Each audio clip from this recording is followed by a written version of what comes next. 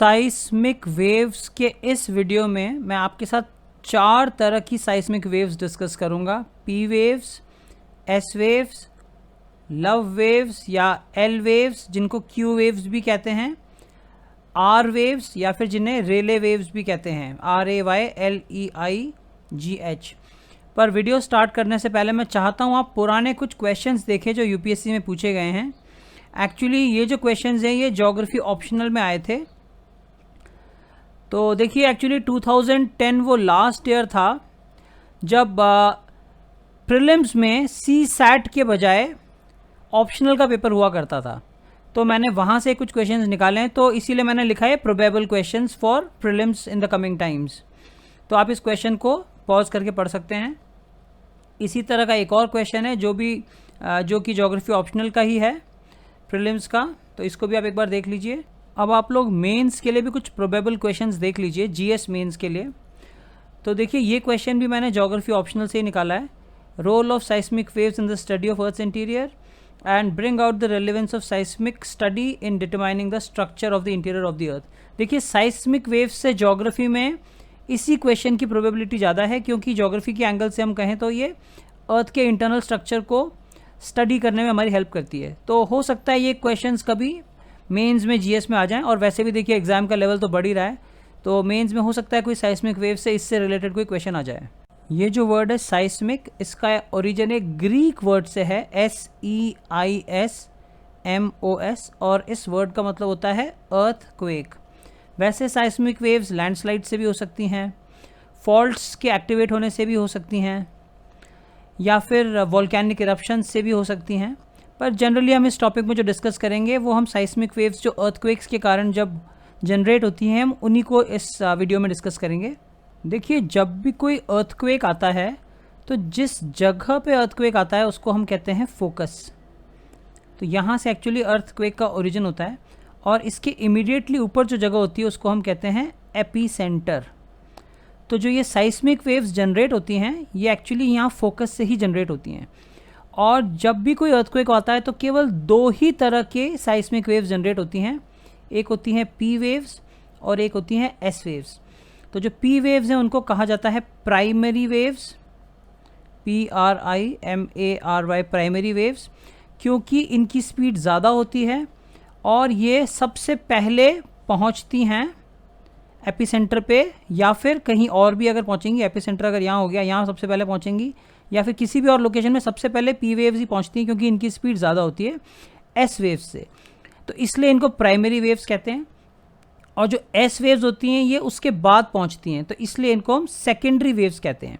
In fact P waves secondary waves के comparison में 1.7 times ज़्यादा फास्टर होती हैं। पी एंड एस वेव्स को बॉडी वेव्स भी कहते हैं, क्योंकि ये अर्थ की बॉडी के अंदर से ट्रैवल कर रही हैं। और जो एल वेव्स हैं और आर वेव्स हैं इनको सरफेस वेव्स कहते हैं। मैं इनको भी आपको थोड़ी देर बाद एक्सप्लेन करूंगा कि ये एल वेव्स और आर वेव्स कैसे जनरेट होती हैं। वैसे मैं आपको ब्रीफली बता देता हूं कि जो एल वेव्स हैं और आर वेव्स हैं ये एक्चुअली एक कॉम्बिनेशन ही होती हैं पी एंड एस वेव्स का। ये मैं आपको थोड़ी देर बाद पूरा डिटेल में एक्सप्लेन करूंगा। तो यहाँ ब्रीफली आप समझ लीजिए, जो एल वेव्स हैं यानी लव वेव्स और रेले वेव्स, ये बेसिकली पी और एस वेव्स के कॉम्बिनेशन से ही फॉर्म होती हैं। इस वीडियो को आप पूरा एंड तक देखिएगा, क्योंकि मैं इसमें आपको एकदम साइंटिफिक तरह से बताऊंगा कि एस वेव्स जो होती हैं वो लिक्विड आउटर कोर पे आके क्यों रुक जाती हैं। एक्चुअली ज़्यादातर जो लोग पढ़ाते हैं वो यही कहते हैं बस कि लिक्विड आउटर कोर में आके एस वेव्स रुक जाती हैं। इसका रीज़न बहुत ही रेयरली लोग बताते हैं, तो मैं आपको इस वीडियो में ये एग्जैक्ट रीज़न भी बताऊँगा कि क्यों लिक्विड आउटर कोर में आके जो एस वेव्स हैं वो रुक जाती है। तो अब हम लोग अपना वीडियो स्टार्ट करते हैं। हम लोग शुरुआत में डिस्कस करेंगे पी एंड एस वेव्स, उसके बाद मैं आपके साथ डिस्कस करूंगा R waves and L waves. Topic start करने से पहले हम लोग ब्रीफली देख लेते हैं कि अर्थक्वेक्स कहाँ ओरिजिनेट होते हैं। तो देखिए अर्थक्वेक्स लिथोस्फेयर में ओरिजिनेट होते हैं, और लिथोस्फेयर के अंदर आ जाता है क्रस्ट और एक बहुत ही छोटा पार्ट अपर मेंटल का जो कि ब्रिटल होता है, सिर्फ यही आता है। इसके नीचे का नहीं आता, इसके नीचे एस्थोनोस्फेयर आ जाएगा इमीडिएटली इसके नीचे, तो वो नहीं आएगा। ये सब चीज़ें खैर मैं अर्थक्वेक्स वाले टॉपिक में डिटेल में डिस्कस करूंगा। तो यहाँ के लिए बस आप इतना जान लीजिए कि जो अर्थक्वेक ओरिजिनेट होगा वो लिथोस्फेयर में होगा, और लिथोस्फेयर में हम लोग इंक्लूड करेंगे crust and a very small part of the upper mantle which is brittle. Earth के लिथोस्फेयर में प्लेट्स के मूवमेंट के कारण रॉक्स ब्रेक होकर डिस्प्लेस होते हैं तो बहुत सारी एनर्जी रिलीज़ होती है और यही एनर्जी वाइब्रेशंस के फॉर्म में ट्रैवल करती है जिसको हम लोग साइस्मिक वेव्स कहते हैं। तो अब हम लोग दो तरह की साइस्मिक वेव्स अभी पढ़ेंगे, एस एंड पी वेव्स, क्योंकि अर्थक्वेक जब होता है जिस जगह पे वहाँ से केवल दो ही तरह की वाइब्रेशंस रिलीज होती हैं, एस एंड पी वेव्स। जो एल और आर वेव्स हैं ये बाद में फॉर्म होती हैं सरफेस के ऊपर आने के बाद, ये मैं आपको डिटेल में समझाऊंगा थोड़ी देर बाद। तो अब हम लोग एस और पी वेव्स को देख लेते हैं। तो हम लोग सबसे पहले एस वेव्स को देख लेते हैं। तो देखिए एस वेव्स को सेकेंडरी वेव्स तो कहते ही हैं, प्लस इनको शेयर वेव्स भी कहते हैं, SHEAR।